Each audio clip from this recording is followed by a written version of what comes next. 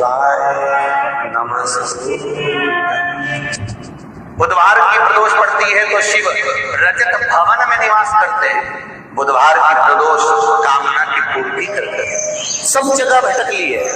शिव महापुराण के अंदर लिखा है, श्री शिवाय नमस्तुभ्यं बोलने वाले के मुख का दर्शन कर लो तो 1000 अश्वमेध यज्ञ का फल मिल जाता है। तो श्री शिवाय नमस्तुभ्यं बोलकर जब ये इतने जाते होंगे, इनके चरण की जब धूल उड़ती होगी तो हमारे परिवार पर हमारा कल्याण और गांव का कल्याण तो वैसे ही हो जाए। 4 बजे से 7 बजे तक शिव के भ्रमण का समय बताया है शाम को। तो 7 बजे से लेकर फिर रात्रि 9 बजे तक लक्ष्मी और दरिद्रता फिर भ्रमण पर जाती है। इनका एक समय निश्चित है महाराज।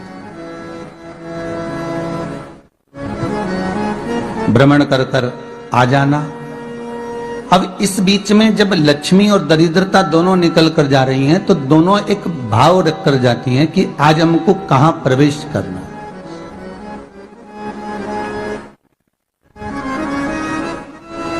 आज हमें किस जगह पर प्रवेश करना है, आज हमें कहां पहुंचना है, आज हमें किस जगह जाना है। और जिस नगर में जिस मार्ग से लक्ष्मी और दरिद्रता निकल कर जाती हैं, ये दोनों का जब निकलना होता है, इनको स्थान दिया गया जहां पर स्वच्छता हो, घर के दरवाजे पर रंगोली डली हुई हो, द्वार पर जल छीटा गया हो।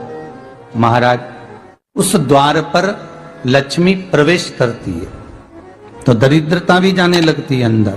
जब दरिद्रता अंदर जाने लगती है तो लक्ष्मी उसको रोक देती है, पहले मैं देखकर आती हूं कि तेरे लिए स्थान है कि नहीं, तू यहां रुक।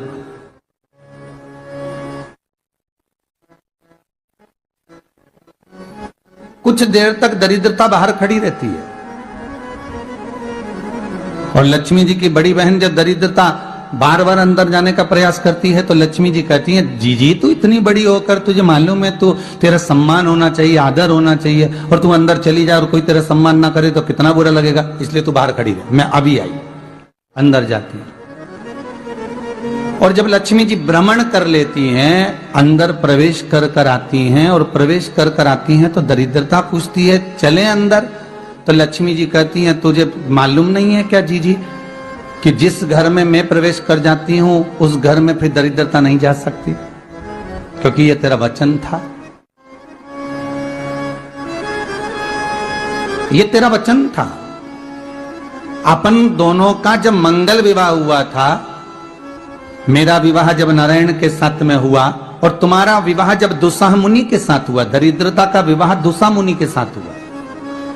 जब अपना दोनों का विवाह हुआ था तो अपन दोनों ने एक वादा करा था कि जिस घर में लक्ष्मी प्रवेश कर जाएगी उस दिन फिर दरिद्रता नहीं जाएगी, और जिस घर में दरिद्रता प्रवेश कर जाएगी उस घर में फिर लक्ष्मी नहीं जाएगी। अब जब मैं अंदर देख कर आ गई हूं तो तू अंदर नहीं जा सकती, अर्थात लक्ष्मी के चरण जिस घर में पड़ गए उस घर में फिर दरिद्रता प्रवेश नहीं कर रही। चलते चलते फिर दरिद्रता ने देखा और लक्ष्मी जी इसको लेकर गई और लक्ष्मी जी ने देखा कि इसके दरवाजे पर जल नहीं छीटा गया, इसके दरवाजे पर ना रंगोली डली है, इसका द्वार साफ नहीं हुआ, इसके द्वार पर दीप नहीं है, इसके द्वार पर कलश नहीं है, इसके दरवाजे पर ढेर सारा कचरा पड़ा हुआ है, कोई स्वान कोई कुत्ता गंदगी भी कर कर चला गया है, कहीं बिल्ली ने गंदगी कर रखी है, कहीं जीवों ने कुछ गंदा गिरा रखा है।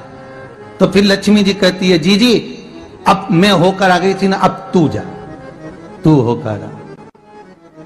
और दरिद्रता प्रवेश करती है तो अंदर जाकर क्या देखती है दरिद्रता कि इतनी सवेरे से मैं घूमने इनके दरवाजे पर आई और ये तो सब चादर तान के चकाचक गुर्राटा भर भर कर सो रहे हैं।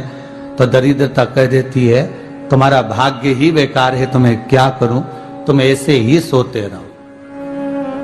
और दरिद्रता गुस्से में बाहर निकल कर आती है, लक्ष्मी से कहती है, लक्ष्मी तू इसके घर में जाना ही मत। तो दरिद्रता को कहती है, जीजी तेरी बात नहीं मानूंगी क्या मैं?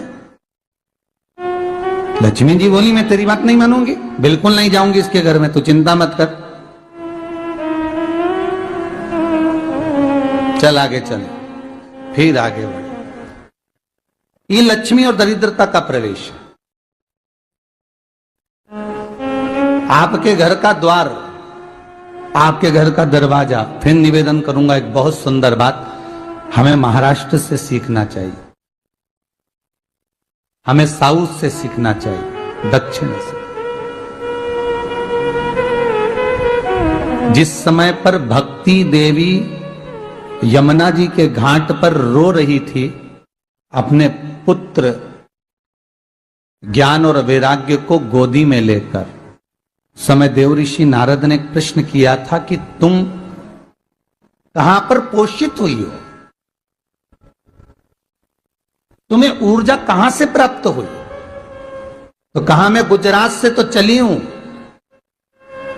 और वहां से चलती चलती भक्ति देवी कहती है मैं बहुत दुखी होकर, बूढ़ी होकर, द्रवित होकर, बड़ी दुख में वहां से चलते चलते जब मैं महाराष्ट्र में पहुंची तो मैंने वहां जाकर देखा कि वहां पर लोग हर पल हर घड़ी ब्रह्म मुहूर्त में उठकर स्मरण करते हैं, नाम जाप करते हैं और दरवाजे पर जल छीट कर रंगोली डालते हैं।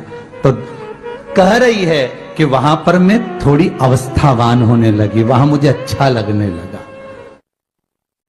फिर जब मैं और आगे पड़ी, दक्षिण में जब पहुंची, वहां पर जाकर मैंने देखा कि सुबह से उठकर मंगलाचरण, मंगला स्तोत्र और वेदों की ध्वनि होने लगी।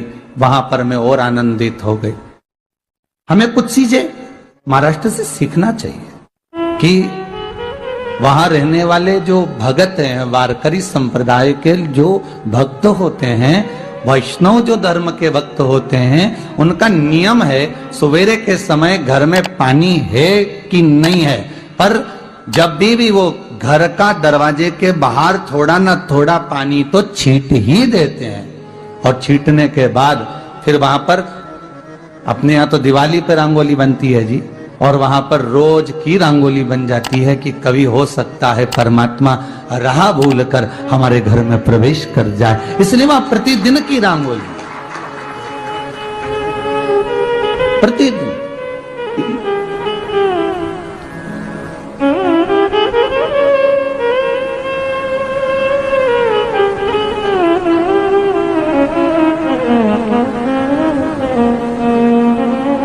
हमें सीखना चाहिए थोड़ा सा।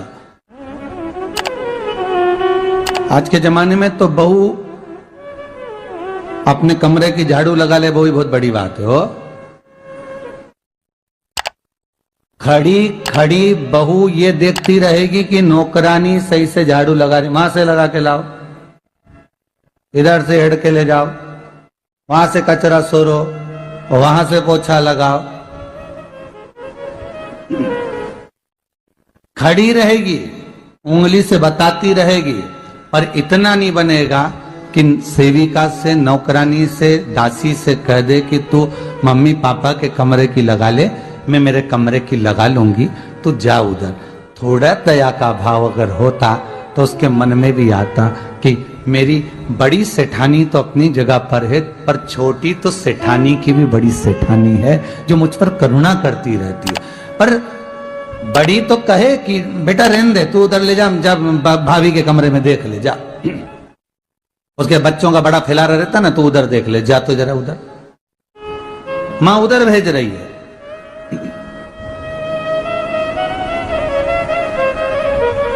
थोड़ा सेवा का भाव हमारे भीतर हो।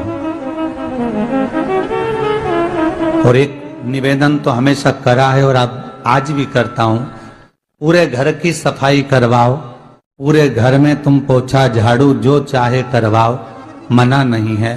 पर एक निवेदन है, रसोई घर के अंदर बहू और बेटी ही जाकर भोजन बनाए तो अन्नपूर्णा सदा कृपा करती है महाराज, बहू और बेटी ही।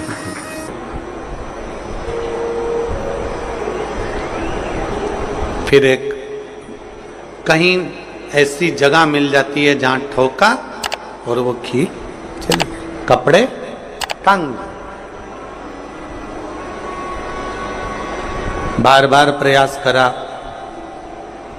हिम्मत नहीं आ रही, आपने कहा कि कपड़े तो टांगना है, कील तो ठोकना पड़े। जैसे कील को बार बार ठोका गया, कपड़ा टांगने के लिए एक जगह नहीं लगी, दूसरी जगह नहीं लगी, तीसरी जगह नहीं लगी, चौथी जगह पर प्रयास करते रहे।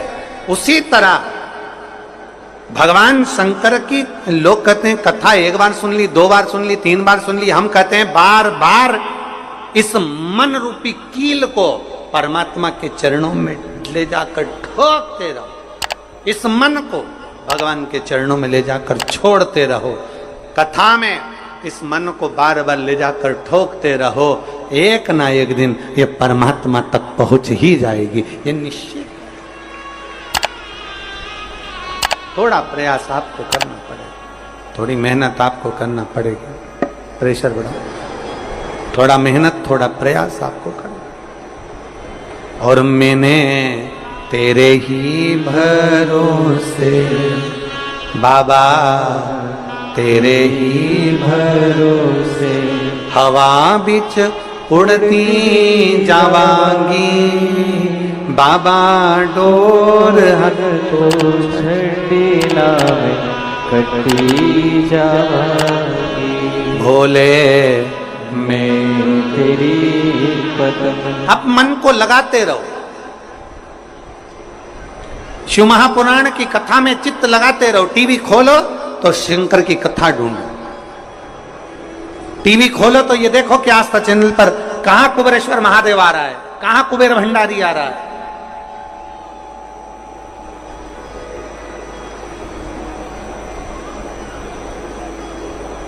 मन को इधर उधर ना मोड़ो। जैसे एक व्यक्ति ने अपनी गाड़ी से 25 लोगों को उड़ा दिया। अब एक व्यक्ति ने 25 लोगों को उड़ा दिया तो उसको ले जाके पुलिस वालों ने जज के सामने खड़ा करा। जज ने पूछा तुम्हारे ऊपर इल्जाम लगा है तुमने 25 लोगों को उड़ाया। जी हुजूर, सफाई में कुछ कहना चाहते हो, सफाई देना चाहते हो? उसने कहा हुजूर मैं गाड़ी चला रहा था, मेरा ब्रेक फेल हो गया था, तो एक तरफ 2 लोग जा रहे थे, एक तरफ पूरी बारात जा रही थी। अब आप बताओ हुजूर जज साहब, मुझे गाड़ी का हैंडल कहां घुमाना था? जज साहब ने कहा 25 लोगों से तो अच्छा था कि 2 लोगों पर गाड़ी चढ़ाता, 2 लोगों को उड़ा देता, पर 25 क्यों उड़ाए तूने? जज साहब आप बिल्कुल सत्य कह रहे हो, मैंने अपना हैंडल 2 लोगों की ओर ही घुमाया था, पर वो बारात में घुस गए थे। मैंने तो 2 के लिए ही हैंडल घुमाया था, पर वो बारात में घुस गए। हम भी ऐसे ही हैं, हमें शिव जी को 1 लोटा जल चढ़ाना है, हमें शंकर जी का भजन करना है, हमें भगवान को भजना है, हमें कथा सुनना है। हम जाते बड़े मन से कि हमें कथा सुनना है, कथा सुनना है, कथा सुनना है, कथा सुनना है, और मालूम पड़े कथा में जाकर बैठे, कोई इधर बात कर रहा था, कोई उधर बात कर रहा था, कोई पीछे आवाज लगा रहा था, कोई कुछ नहीं, तो तुरंत जितने बैठे रहेंगे ना तुम सबका ध्यान एकदम उसी जगह पर मन जाएगा कि कौन ने क्या बोला, कौन ने क्या करा। अरे भाई तुम आए कहां पर हो? भगवान शिव की कथा को सुनने के लिए। तुम आए कहां पर हो? शंकर को अपने दिल में बिठाने के लिए। तुम आए कहां पर हो? शिव तत्व को जानने के लिए। और अपने चित्त को हम भटका रहे हैं, अपने चित्त को इधर उधर लेकर जा रहे हैं, वो श्रेष्ठता नहीं।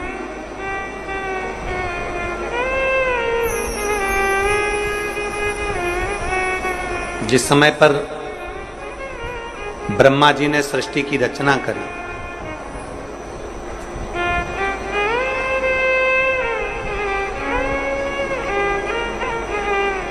सर्वप्रथम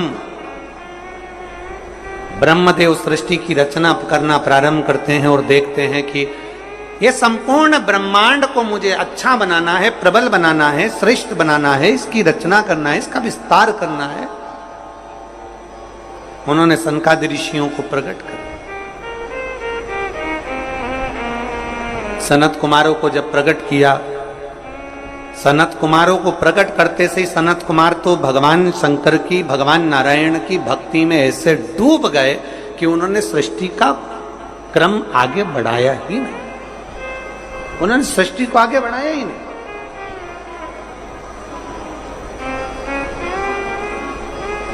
अब ब्रह्मा जी के मन में बड़ा दुख हुआ, ब्रह्मदेव के हृदय में बड़ा बड़ा दुख हुआ ब्रह्मा जी को। ब्रह्मा जी भगवान नारायण के पास में गए और नारायण के पास में जाकर उन्होंने हाथ जोड़कर निवेदन करा। ब्रह्मा जी बोले हैं, नारायण, मैंने सृष्टि का खंड आगे बढ़ाने के लिए सनकादि ऋषियों को प्रकट किया, मैंने सृष्टि को आगे बढ़ाने के लिए सनकादि ऋषियों को मार्गदर्शन किया, पर ये सनकादि ऋषि तो भगवान की भक्ति में डूब गए, आपके भजन में डूब गए, ये तो कोई सृष्टि को आगे बढ़ाते नहीं है। करूं तो करूं क्या, सृष्टि कैसे बढ़ाई जाए, अब ये मुझे आप बताओ।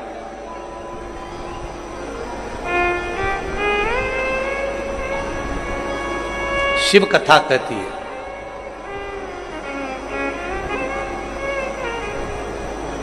जब आपको लगने लगे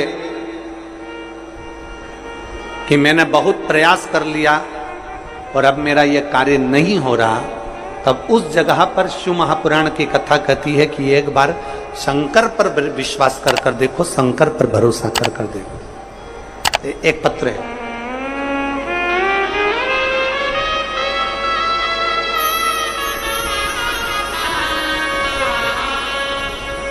मेरा नाम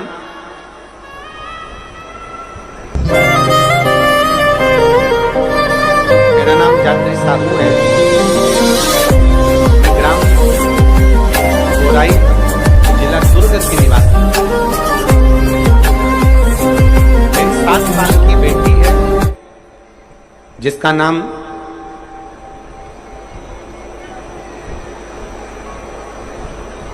नीला है। 7 वर्ष की बेटी है। कहीं बैठी हो तो हाथ हिला सकती है। मेरा नाम जात्री साहू है, मैं ग्राम बोराई, जिला दुर्ग की निवासी हूं। मेरी 7 साल की बेटी है, कहीं बैठी है, बच्ची आई है साथ में, ले आओ उसको, धीरे धीरे ले आओ, ले आओ उसको, धीरे धीरे लेकर आओ। 7 साल की बेटी है, 9 फरवरी को स्कूल से आई और अचानक वो बात कर रही थी तो तुतलाने लगी। तुतलाते तुतलाते उसकी आवाज चली गई, गिर गई, कमर, पैर, हाथ कुछ काम नहीं कर रहा था। बाद में उसने आंखों को भी बंद कर लिया, सुनने की शक्ति भी चली गई। गुरुदेव, हम तुरंत उसको लेकर डॉक्टर के पास भागे। जब डॉक्टर के पास गए तो डॉक्टर ने जब जांचें करना प्रारंभ करा और जांच करते करते करते करते मालूम पड़ा कि इसको एक बीमारी हो गई है जो 2 लाख बच्चों में एक बच्चे में होती है, जिसका नाम GBS है। जिस बीमारी के अंतर्गत शरीर के, गला पकड़ रहा है भाई, जिस बीमारी के अंतर्गत शरीर के एक एक अंग बंद होते चले जाते हैं, उसकी नसें चोक होती चली जाती हैं। GBS बीमारी के अंतर्गत नसें चोक होती चली जाती है, बोलना, देखना, सुनना, शरीर का काम करना सब बंद हो जाता है। डॉक्टर ने कहा ये बीमारी बड़ी खतरनाक है, ये बीमारी ऐसे ठीक नहीं हो सकती, इसको नागपुर ले जाओ। हम अपनी बच्ची को नागपुर लेकर गए। नागपुर में उसका इलाज चालू हुआ। इलाज करवाते करवाते करवाते करवाते 10 दिन हो गए, 15 दिन हो गए, पर बच्ची को होश नहीं आया, वेंटिलेटर पर पड़ी रही। ना बोल पाती, ना चल पाती, ना देख पाती, ना सुन पाती।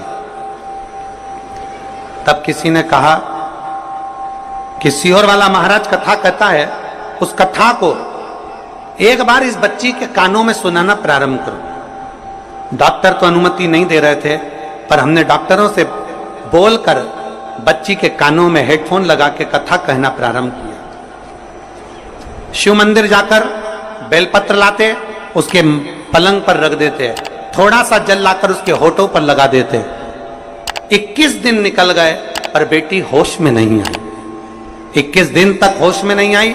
धीरे धीरे धीरे धीरे धीरे धीरे डॉक्टर ने कह दिया इसका शरीर ठीक नहीं है, ये जीवीएस बीमारी एक ऐसी बीमारी है जो कभी ठीक नहीं होती है, आप इसको घर ले जा सकते हो, ये ऐसी कैसी ही रहेगी, ना चलेगी ना बोलेगी ना देखेगी, ये ऐसी रहेगी। हमने कहा डॉक्टर साहब थोड़ा सा तो इलाज करो। कहा इसका इलाज पूरे भारत में क्या विदेश में भी नहीं है। तब हमने वो बेटी 21 दिन तक ये किया, फिर सीहोर से रुद्राक्ष मंगवाया, उसका जल दिया, फिर पशुपति व्रत किया। ऐसे करते करते 45 दिन निकल गए और 45वें दिन जब हम बेटी को जल देना प्रारंभ करें तब डॉक्टर ने कहा अब इसके शरीर में हलचल हुई है और ये इसको वेंटिलेटर से उतारकर आईसीयू में रखा गया।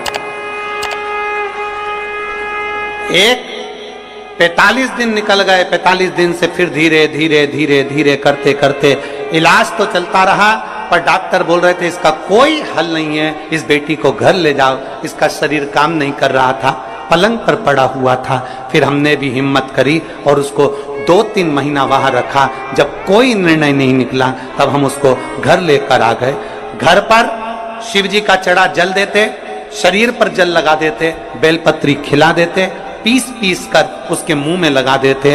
आज बाबा को धन्यवाद देती हूँ, इतनी बड़ी बीमारी से मेरी बेटी चलना भी प्रारंभ हुई, देखना भी प्रारंभ हुई, सुनना भी प्रारंभ हुई और आज मेरी बेटी का शरीर काम करना प्रारंभ कर दिया। मैं बाबा को यहाँ धन्यवाद देने के लिए आया। एक शिव तत्व गला पकड़ रहा है, खींच के बोलना पड़ रहा है।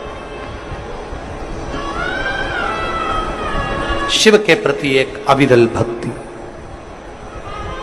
शंकर के प्रति एक विश्वास, एक भरोसा जागृत।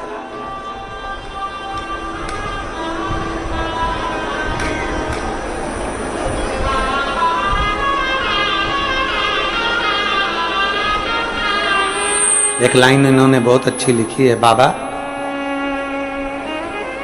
मेरी बच्ची को और मुझको 4 महीना जो देखना पड़ा, मैं भोलेनाथ से केवल ये प्रार्थना करने के लिए आई हूं कि ऐसा कभी किसी बच्ची को और किसी मां को देखना ना पड़े। बस इतनी कृपा करूं। शिव औघड़ी है, शिव त्रिकालदर्शी है, शिव शंभु औघड़ी, त्रिकालदर्शी कैलाशी अविनाशी। ब्रह्मा जी कह रहे हैं सृष्टि कैसे बढ़े,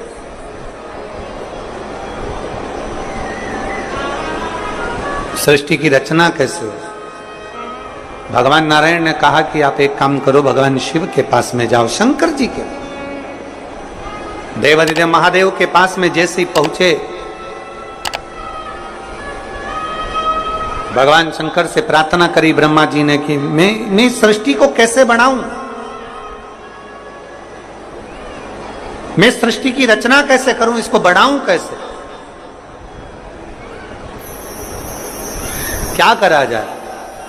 भगवान शंकर ने कहा ब्रह्मदेव यदि भूलवश भी श्रावण महीने की शिवरात्रि के दिन आपके स्मरण में हो, अगर भूलवश भी 1 लोटा जल या शिव नाम मुख से निकल जाता है तो फिर उसको कुछ नहीं करना पड़ता, करता देवाधिदेव महादेव।